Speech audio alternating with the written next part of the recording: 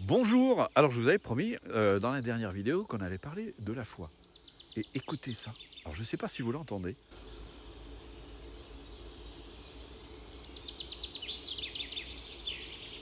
Les oiseaux qui chantent, c'est fantastique, il y a un concert, malheureusement juste à côté de moi, je vois un truc de chasse, quelle horreur, c'est l'être humain est extraordinaire, il s'accorde le droit de vie et de mort sur les autres espèces, et même sur les humains d'ailleurs, et je me dis, mais c'est d'une arrogance, d'une prétention absolument extraordinaire. Alors là, je vais me fâcher vraiment avec les chasseurs, parce que je me dis, comment peut-on trouver du plaisir à tuer? Parce que c'est ça la chasse. Il y a une jubilation, il y a un plaisir de tuer. Et moi, les histoires de régulation, vous ne me les ferez pas avaler, ça ne marchera pas avec moi, parce que ça, on ne me la fait pas. On sait tous très bien, et plein de scientifiques l'ont démontré, que la nature se régule très bien toute seule, justement quand on respecte son équilibre. Mais dès qu'on perturbe son équilibre, ça fout le bordel. Et l'être humain que nous sommes, on se prend pour des dieux, on se croit, on veut tout contrôler, on pense qu'on est meilleur que la nature, et justement, ça me permet d'introduire justement l'exercice sur la foi, et on croit qu'on peut faire mieux que la nature. Moi, je trouve ça fantastique. Et quand je vois, je me dis, mais qu'est-ce que peut ressentir un être humain qui ne donne en plus aucune chance à un animal au bout de son fusil? Moi, j'aimerais bien voir un être humain, vous voyez, ces chasseurs qui se prennent vraiment pour je ne sais pas qui, face à un ours par exemple, tout seul, vous allez voir la tête qu'il va faire. Et je trouve ça extraordinaire. Mais c'est d'une tristesse incroyable. Alors là, les chasseurs, s'il y en a qui regardent, je sais que vous n'allez pas m'aimer, parce que moi je suis un inconditionnel. Pour moi, la vie, ça se respecte. Et on n'a pas... Comment on peut s'autoriser justement d'avoir un droit de vie ou de mort quand c'est vraiment pas nécessaire. D'ailleurs, il faut savoir ce que c'est que prendre du plaisir à faire souffrir et prendre du plaisir à tuer. Vous savez comment ça s'appelle? C'est de la perversité. Oui, voilà. Donc c'était... alors je trouve ça terrible, moi ça me donne juste envie de la démonter, cette cabane. Je trouve que c'est vraiment incroyable. Mais bon, voilà. Et aujourd'hui, quand on voit... vous vous rendez compte, c'est aussi... Ça m'attriste terriblement, parce qu'on voit les chiffres, 70 milliards d'animaux terrestres qui sont tués par an. 70 milliards, vous n'aurez même pas imaginé, quoi. 70 milliards. C'est 10 fois le nombre d'individus sur la planète. Et par an qu'on détruit pour avoir nos 10 minutes de plaisir dans l'assiette. Et c'est là, alors je profite justement de faire une petite aparté, parce que justement, on parle de l'être humain. Quelle est la différence entre l'être humain et l'animal, et en quoi nous sommes supérieurs? Je me dis, déjà, on se croit supérieur, on pense être supérieur. C'est pas que les animaux... D'ailleurs, et puis on attribue aussi parfois une intelligence, des choses particulières aux animaux. Faisons la part des choses. Pour moi, comment dire... si nous sommes aussi évolués que nous le pensons, comment se fait-il que nous n'arrivons pas à faire mieux que les carnassiers? Le carnassier, il est obligé de tuer, il n'a pas le choix, il est obligé de tuer pour manger. Parce que là, on fait la comparaison. Il n'a pas le choix, il ne peut pas faire autrement, puisqu'il n'a pas cette capacité, comme nous, de choisir. Nous, à la différence de l'animal, c'est qu'on peut choisir. On peut choisir notre nourriture. Et je pense qu'aujourd'hui, je me dis, on n'est pas plus évolué que ça, d'être capable de mettre autre chose que du cadavre d'animal dans notre assiette. Je me dis, bon, je vais m'attirer les foudres de certains, il y en a qui ne vont pas aimer. Mais je me dis, l'être humain est intelligent, alors qu'il le démontre. On est capable, vous savez, moi j'ai une satisfaction extraordinaire de me dire que dans mon assiette, il n'y a pas de souffrance. Il n'y a pas de souffrance dans mon assiette. Et en plus... contrairement à ce que certains scientifiques, excusez-moi, mais là je vais être dur, certains scientifiques abrutis, parce que je me dis, S'ils étaient scientifiques, ils seraient un petit peu plus intelligents parce qu'ils se renseigneraient, mais on se demande, ils doivent travailler pour les lobbies de la viande, c'est pas possible. Qui nous disent, oui, vous allez choper des carences. Moi, ça va faire bientôt 10 ans que je suis végétalien. Je n'ai pas mis une seule substance animale dans mon assiette. Et je suis en super santé. Même mon médecin me disait, il n'y a pas très longtemps, je crois que c'était l'année dernière, il me dit, mais dis donc, à votre âge, si tous les gens avaient vos marqueurs biologiques, ce serait extraordinaire. Donc moi, non seulement je suis en bonne santé, et en plus, je ne participe à aucune souffrance. Je me dis, et ça participe à mon bonheur. Alors je me demande justement pourquoi je suis devenu végétalien. Mais parce que ça ne s'accommodait pas avec mon aspiration au bonheur. Comment je peux aspirer au bonheur tout en participant directement ou indirectement à la souffrance d'autrui, et fût-elle animal. Un animal, on le sait aujourd'hui, scientifiquement, écoutez Yolène Delabine qui fait un travail absolument extraordinaire sur les animaux. Ils ont des émotions comme nous, ils ont des peurs comme nous, ils ressentent exactement les mêmes choses. C'est difficile. Essayez de regarder une vache dans les yeux. Vous allez voir, puis de vous dire, bon, bah, celle-là, je vais la mettre dans mon assiette. C'est à moins d'être un peu tordu, mais ou manquer de sensibilité. Mais c'est. Alors les gens me disent, oui, mais il faut bien manger. Ben oui, justement. Et moi, je mange très bien, je peux vous assurer. La cuisine végétalienne, et il y a plein de gens d'ailleurs on a même vu des grands chefs se mettre à la cuisine végétalienne. Ils ont dit, mais c'est une cuisine extraordinairement créative. Donc c'est bon, quoi. Donc on se prive de rien. Moi, je me prive pas, parce qu'en plus, je suis très gourmand. Donc, je me prive pas parce que je suis devenu végétalien. Donc, et vous voyez, je fais des balades, je suis en forme, je cours, je peux... moi, vous venez avec moi en balade, vous allez voir. Mais si les gens m'ont dit que j'étais essoufflé, mais venez, moi, je suis en montagne, vous avez des pentes comme ça, et il faut les grimper quand même, hein, avec la caméra au bout du bras. Donc, voilà. Bon, allez... on oublie ce chapitre qui fâche beaucoup de gens parce que les gens sont contrariés. Bah, surtout si vous mangez de la viande, bah oui, forcément, je viens de vous casser les pieds. Et vous aimez pas ça du tout. Oui, mais moi je mange de la viande, je me sens coupable. Mais vous ne sentez pas coupable, ça sert à rien. La culpabilité, c'est pourri, ça sert à rien. Débarrassez-vous-en. Si vous mangez de la viande, mangez de la viande, assumez-le. Mais comment dire, demandez-vous simplement, et si j'essayais autre chose ?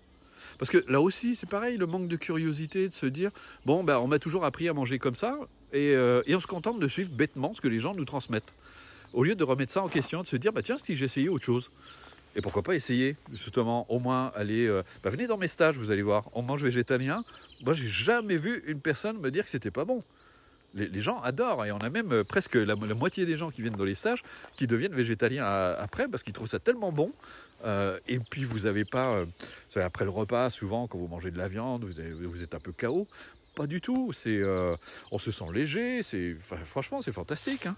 Mais bien sûr il ne faut pas faire n'importe quoi. Je veux dire, c'est comme, il y a autant de gens d'ailleurs qui mangent de la viande qui sont carencés que des gens qui sont végétaliens. Donc voilà, c'était mon petit chapitre, mon petit coup de gueule, comme ça. Donc voilà. Mais bon, je ne vous demande pas de manger de la viande, de vous passer de viande, si vous y tenez tellement. Mais en plus, la viande industrielle, vous vous rendez compte, les pauvres... quand vous voyez dans quelles conditions sont élevés les poulets, les bœufs, comment ils sont, enfin les vaches sont entassées, c'est simplement une horreur. Mais comment on a encore envie de participer à ça après ? Donc voilà, c'est juste, maintenant c'est une question de choix personnel, de choix de vie, et j'essaie surtout pas qu'il n'y en ait pas un qui me mette encore un poste débile pour me dire « Ouais, vous faites du prosélytisme, vous voulez absolument que les gens arrêtent de manger de la viande. » Écoutez, je vous considère tous comme des adultes, vous savez ce que vous faites, vous êtes assez intelligents pour savoir ce que vous faites, donc faites ce que vous avez à faire. C'est pas à moi à dire ce que vous devez faire de votre vie, et c'est pas à moi à essayer de vous influencer dans un sens comme dans l'autre. Je donne juste ma position et mon point de vue. Donc voilà. Bon, et si on parlait de la foi, est-ce que vous avez la foi ? Alors les gens, c'est oublier la religion. Parce que vous allez voir que la foi, ça peut être quelque chose de tout à fait rationnel. Quand vous méditez, vous réalisez à quel point, et c'est rejoint aujourd'hui par les scientifiques, c'est que tout est indissociable. C'est-à-dire qu'on ne peut pas... La séparation entre les objets de nos perceptions est une illusion. C'est une illusion puisqu'en fait, en état ordinaire, on perçoit la réalité par l'intermédiaire de nos sens. et ensuite par l'interprétation qu'en fait notre mental. Donc si vous prenez le temps de réfléchir à ça, on se pose 2 minutes. Je vois les choses par l'intermédiaire de mes sens et par l'interprétation qu'en fait mon mental. Autrement dit, je suis comme dans une espèce de bulle finalement. Je ne vois pas la réalité telle qu'elle est. Je vois la réalité telle qu'elle est suggérée par mon mental. Vous faites une expérience, quand vous êtes jeune, vous l'avez oublié entre-temps, et c'est normal, vous n'avez plus que des souvenirs, etc. Et il est resté une empreinte sur la conscience. Et vous en tirez des conclusions. Vous créez progressivement, c'est ce que les psys appellent, une représentation mentale. C'est pour ça, je l'ai répété souvent, vous mettez 10 personnes dans les mêmes circonstances, vous aurez 10 perceptions différentes. Il n'y a pas une personne qui ne ressentira, même s'il y a des similitudes, mais personne ne percevra ou ne ressentira les choses de la même façon. Parce que nous avons tous une représentation mentale qui nous est propre. Donc si j'évoque le mot homme, ou le mot femme, ou le mot argent, allez, on va en prendre des choses taboues, le mot sexe, qu'est-ce que ça réveille en vous? Et chacun va avoir une réaction qui est très différente. C'est pour ça que d'ailleurs, dans les échanges, ça c'est très important, quand on partage, dans les échanges verbaux, il faut savoir ce que, par exemple, là je vous transmets des choses, j'utilise des mots qui font résonance à mon expérience. Donc j'ai conscience de faire une abstraction. Et j'ai conscience aussi que vous qui écoutez, vous allez tous l'entendre d'une manière très différente puisque vous avez une représentation mentale, tous, particulier. C'est pour ça qu'on dit à quel point, c'est très important dans l'enseignement spirituel, c'est pour ça qu'on dit à quel point c'est très important de réécouter. La répétition est très importante, ce n'est pas pour faire un lavage de cerveau, c'est pour arriver, c'est d'arriver à comprendre ce que la personne qui nous transmet réellement. Qu'est-ce qu'elle essaie de nous montrer? Et c'est comme ça qu'on dit dans le zen, les mots sont comme un doigt pointé vers la lune. C'est pas le doigt qu'il faut regarder, c'est la lune. Donc, ils essaient de véhiculer quelque chose. Vous allez voir où je veux en venir, hein. C'est très important. Donc, une fois qu'on a compris ça, on se rend compte qu'on est tous un peu dans une espèce de bulle, dans la bulle de notre mental, la bulle de nos croyances. Et c'est pour ça qu'on a tellement de mal à communiquer, à se rejoindre, à se comprendre. Et c'est là où il y a un énorme avantage justement à la méditation, c'est que dans la méditation, normalement, on va au-delà de cela. On va au-delà des mots, au-delà du mental, au-delà. C'est pour ça qu'on a parfois des personnes qui réagissent, qui ne comprennent pas parce qu'elles restent justement au niveau du mental et au niveau de l'interprétation, de l'analyse, etc. La réalité ne peut pas être perçue justement par le mental. Elle ne peut pas être comprise. C'est pour ça que les Upanishads disent, ils parlent de l'inconnaissable. Non pas parce qu'il ne peut pas être connu, mais parce qu'il ne peut pas être connu par l'intellect seul. C'est justement, il faut pouvoir le mettre, pas en sommeil, mais en suspens pendant un moment, et puis de percevoir la réalité telle qu'elle est. Donc, c'est vraiment important ce que je suis en train de vous dire. Une fois que vous avez compris ça, vous réalisez que vous allez au-delà justement de cette bulle, eh bien vous réalisez à quel point en fait nous sommes tous liés, nous sommes tous indissociables. Et pas seulement les êtres humains, on est liés à l'univers, à la nature, aux animaux, aux insectes, on est indissociables. Et on peut même aller plus loin en disant que nous sommes la nature. Nous avons la même origine que les animaux, que les insectes, que tout ce qui existe sur la Terre. Donc, j'en arrive à ça. Regardez. Allez, on fait. Je vous montre une petite photo. Regardez ça. Voilà. Est-ce que vous savez ce que c'est? C'est de la consoude. Bon, ça n'a aucune importance. Ça pourrait être une marguerite, ça pourrait être n'importe quoi. Mais regardez, c'est fantastique. La nature, c'est la nature qui a engendré cette plante. L'être humain, avec toute son intelligence, cet humain qui se croit tellement supérieur, avec son arrogance extraordinaire, il est incapable de créer une plante. Il peut la cloner, il peut la modifier, il peut faire des tas de choses, mais il est incapable de produire une plante. Et pour moi, c'est difficile de ne pas voir dans cette plante l'émanation d'une forme d'intelligence extraordinaire. Et quand on sait que nous sommes, nous aussi, issus de la nature, et en fait que nous sommes la nature, comment, quand vous voyez rien que ces plantes, comment ne pas avoir foi? Et comment ne pas avoir foi en soi, puisque nous sommes la nature? Nous venons de la même source, il y a cette intelligence extraordinaire qui nous porte. Faut-il être capable de l'écouter? Donc vous n'avez pas besoin de croire... Oh pardon, il y avait un trou. Vous n'avez pas besoin de croire en un Dieu, vous n'avez pas besoin de croire aux anges, aux entités ou tout ce que vous voulez. Vous êtes déjà ça. Et vous pouvez avoir foi en vous parce que cette nature, elle est... Vous êtes cette nature, elle vibre. Regardez chaque cellule de votre corps, tous les échanges qui se font. C'est la manifestation de la nature. Et je me dis que quand je vois que la nature est capable de produire un simple brin d'herbe, une plante comme la consoude, un arbre, un animal, un être humain, comment vous ne pouvez pas ne pas avoir foi? Nous, demain, on disparaît de la planète, la nature va reprendre ses droits, elle va nettoyer toute l'eau, le merdier qu'on a laissé. Bon, ça prendra quelques siècles, mais, mais par contre, voilà, nous, on n'est même pas capable de nettoyer notre merde. Alors, vous vous dites quand même, c'est fantastique. Il y a en vous ce qu'on pourrait appeler un esprit de sagesse. Vous avez une sagesse innée. Et la méditation va pouvoir vous ouvrir à ça.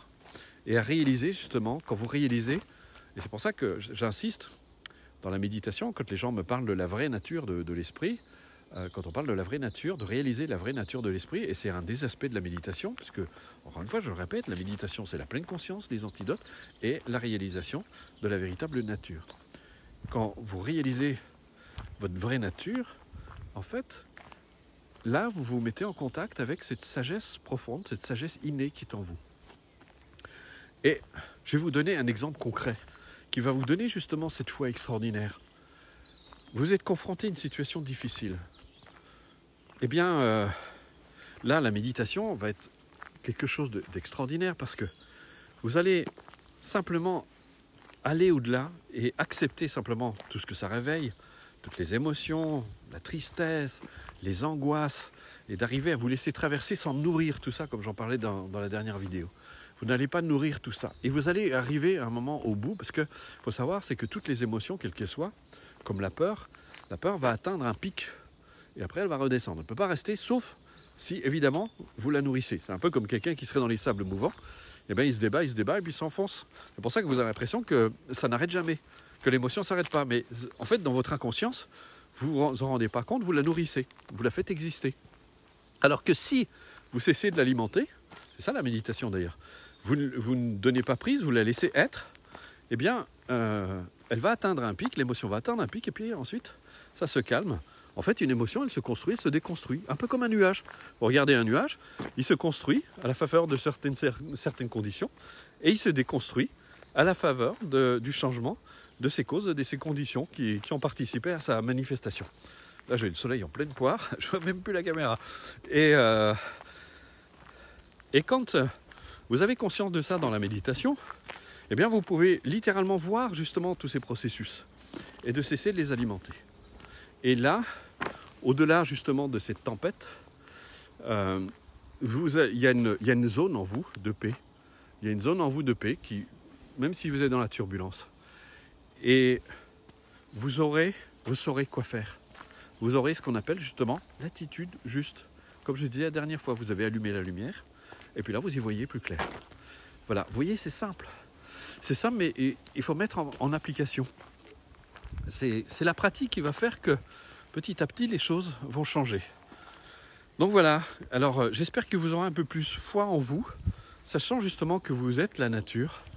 D'autant plus, raison de plus pour la respecter, pour la chérir, pour l'aimer. Je me rappelle d'ailleurs, je vais vous citer une petite anecdote qui m'est arrivée et que vous pouvez appliquer à vous-même. J'avais une amie qui était toujours fauchée, qui est venue voir, tu sais, j'aime pas l'argent, elle me le rend bien. Oui, donc elle était toujours fauchée. Mais ça s'applique à tout. Je veux dire, si vous apprenez à vous aimer, si vous apprenez à vous respecter, à vous chérir, justement, parce que vous êtes la vie, eh bien, la vie vous le rendra bien. Je pense que ça, c'est très important. Malgré, arrêtez d'écouter, de vous laisser manipuler par le mental. Les gens parlent de manipulateur, de manipulation, mais en fait, on est manipulé par notre mental surtout.